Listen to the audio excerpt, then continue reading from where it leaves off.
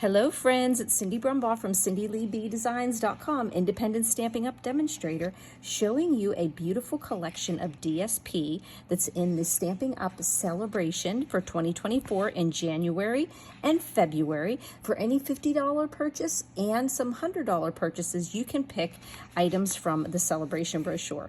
This DSP, Most Adored is its name, is a beautiful collection of flirty flamingo pinks and real red, and on the back of each of them are these beautiful accents of gold.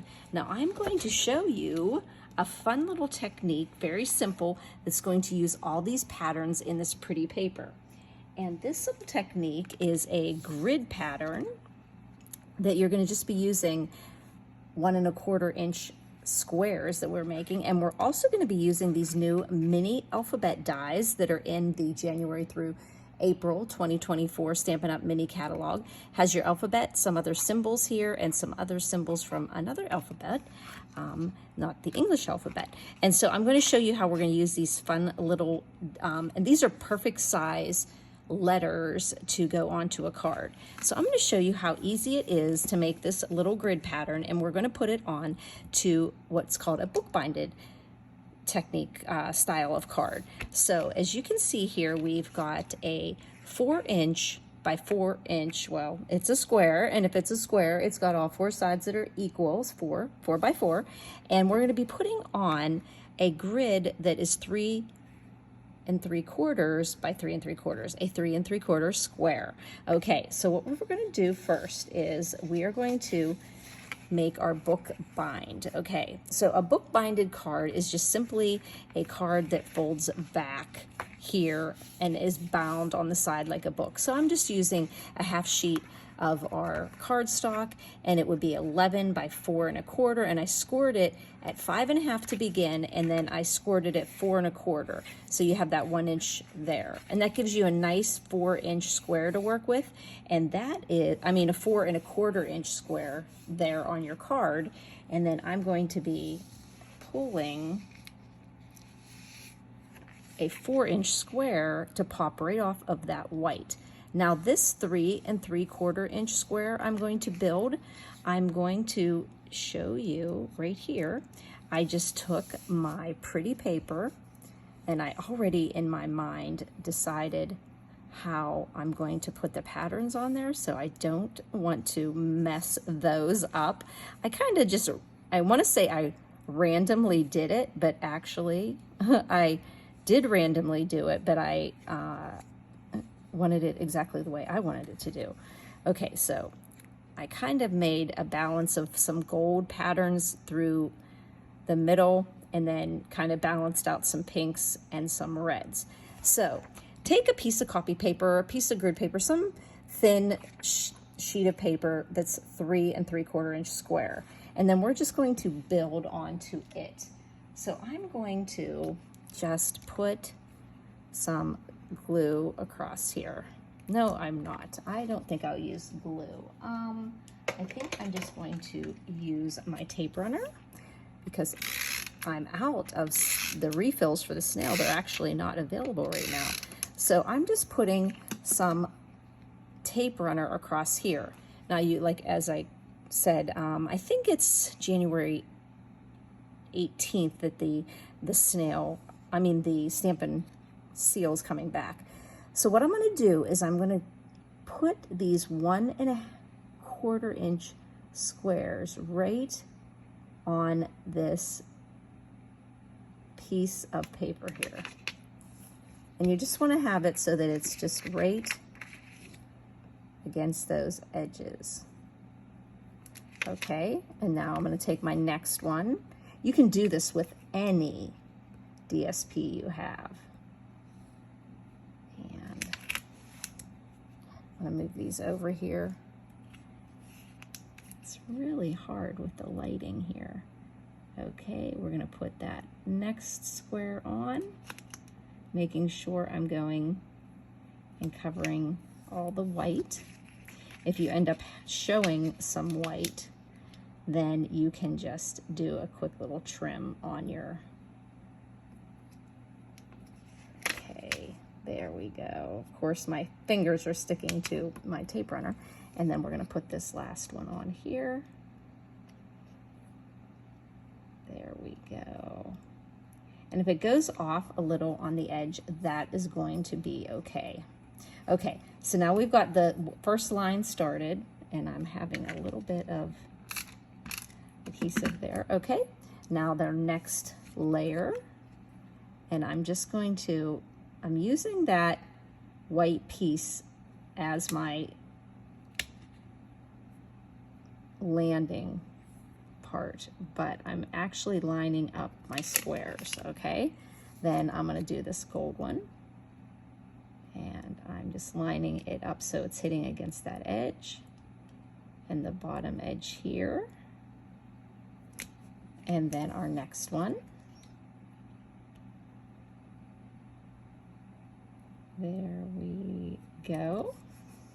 And then we're gonna go with our last row here, and these are 1 1/4 inch squares. You can use any type of DSP for this technique. I just wanted to use all of these beautiful colors that are in that Most Adored paper. And here's our last one here. There we go. Get that little guy in there. Like he's white and I'm seeing white, so I'm like, where is that edge there?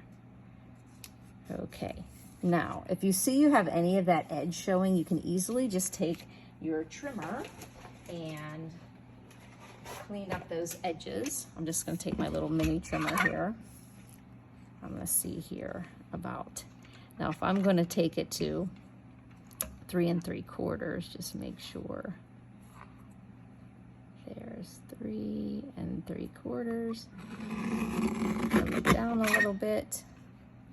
Make sure this side is 3 3/4. Just a little bit off there. And that just cleans up the edges there. Now, the key to this is once you have your 3 3/4 inch square here, we are going to take and cut this into 4 pieces. Now what we're going to do is go to 1 7/8. So 1 7/8, and we're going to cut. So that's right before our 2 inch mark here. This is 2, and on this trimmer that's 1 7/8, and we're going to cut down. Okay. Now we're going to take these 2, and we're also going to cut at 1 7/8. So 1 7/8 is right there, holding down on there. And we've got our 1 7/8. Okay, so now we have these fun, we're gonna bring back this. We have these fun designs here now that have small rectangles here and big. So now you can put mix and match. Like you could put all the small, you could put your small squares on the outside of your pattern there, or you could just do it so that the same things don't match up. So you might want to say, okay, how about I do this one? So I've got the 2 there, and we want to have the hearts going in the right direction, maybe, maybe not, maybe it doesn't work that way. And yeah, so there, see how we have a fun little pattern, and it looks like you did a lot of putting things together. So what I'm going to do is I'm going to flip these over. Now let's think about what it looks like. I'm going to pull it towards me. Okay, you can see it here. I had an issue with not paying attention to where I was on my desk. So you can see it actually has a really cool pattern.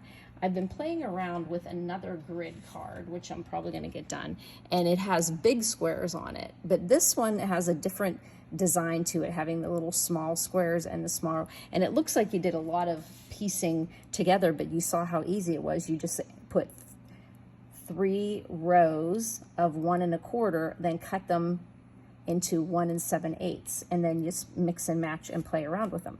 So now I think the easy thing to do is going to be to flip this over, okay, and now we'll just tape it together on the back, and then we'll put it onto our red base. Okay, so I'm just going to put a piece of tape right there. And I just love that. It was so pretty. Let's see if we can get these two together here, and then we'll get these together. Okay, and now just line up those edges on each side there, there, and a piece of tape across. Ah, my hands slipped there. I'm going to turn it this way because it's easier for me to manipulate that. Okay, there we go. Now we'll turn it over. Ta-da! Okay, so now we're going to put that onto our red square. And doesn't that just have a really neat effect on it? We're going to put some adhesive across here. There we go. At this point, you could easily use glue. And then we're just going to get a nice 1/8 inch border the whole way around. There we go. And that's a nice focal point to do something fun on this card. So our next step is going to be putting, and I do see a little bit of fray on here, and I'm just going to use my sanding block to sand that off. I'm going to then mount this on that 4 1/4 inch square that was formed by scoring it 4 1/4 and 5 1/2. Okay, so we're just gonna put some adhesive on here. I was just starting to get the hang of the Stampin' Seal, and then I ran out. Okay, so let's get over on this side and get a nice 1/8 inch border the whole way around. Sorry about that, guys.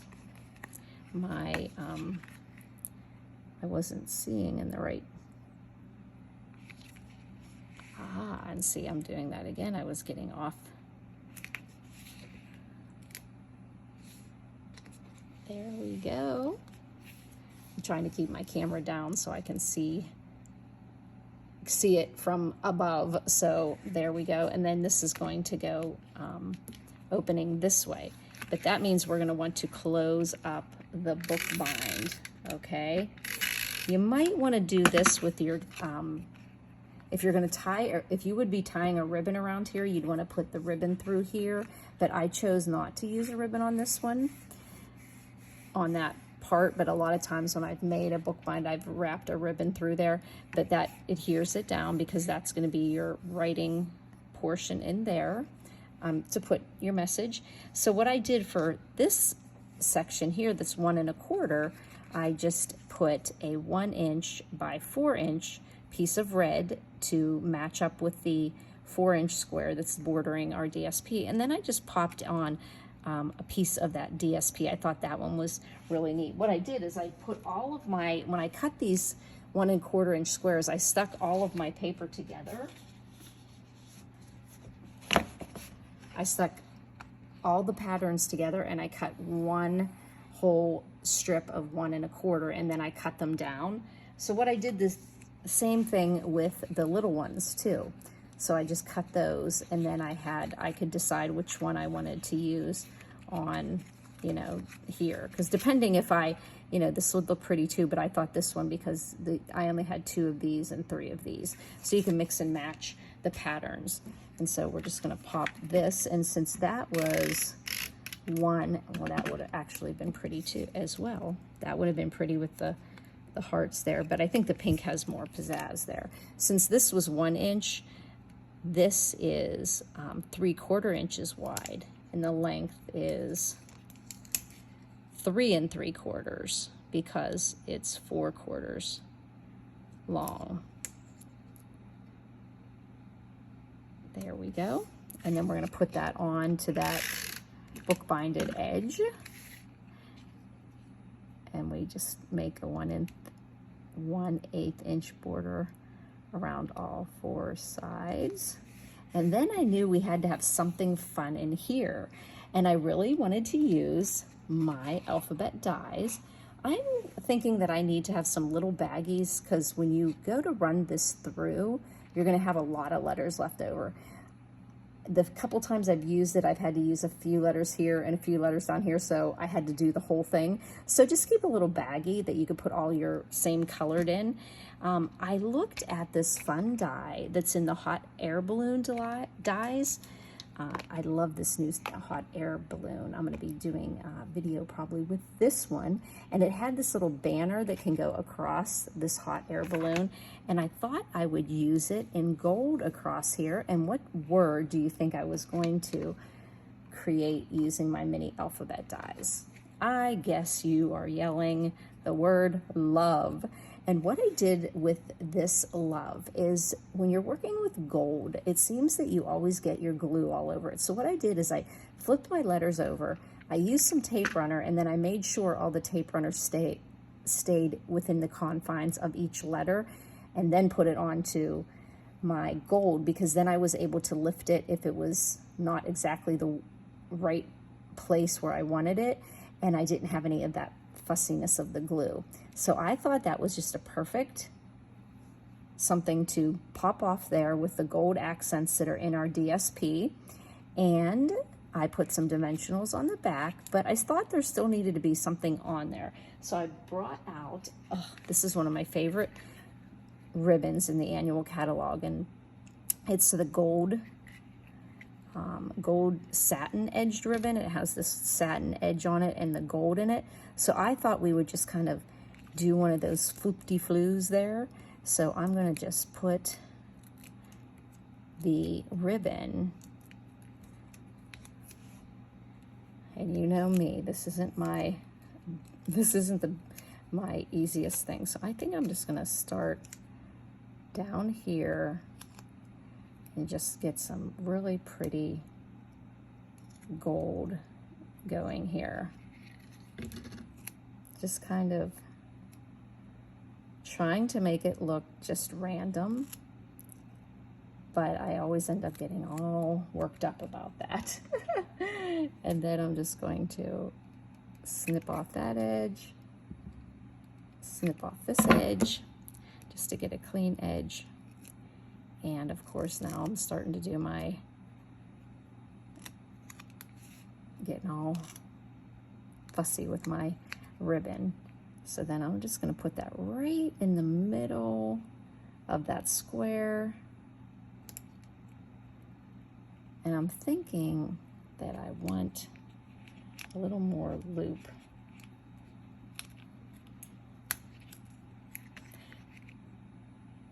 No, I just have to go with that. And then what I think I'm going to do is get it a little tighter towards the banner. There we go. And trim this up a little. I think it was just it was too long for me. Okay, so there we go. And I think I might actually do a few little hearts from another die set. There's another fun die set that we have here that has the Sending Love dies. I think I'm gonna do some gold hearts and scatter them across here, maybe some over here, but I wanted to show you how fun that is. And so I thought what I'd put in the inside, since it's kind of stark there, is I'm going to do that same banner, and it says love, and then it's going to say you on the inside. So what I did is I just took my letters, as I said that I did with the love, and I'm just going to put some tape runner on my letters.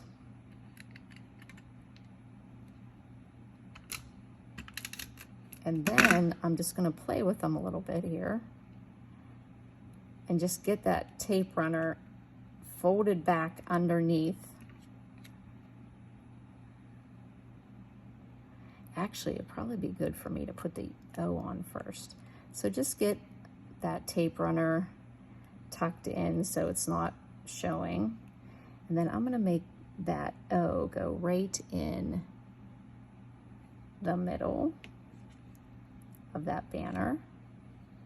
And then I'll take the Y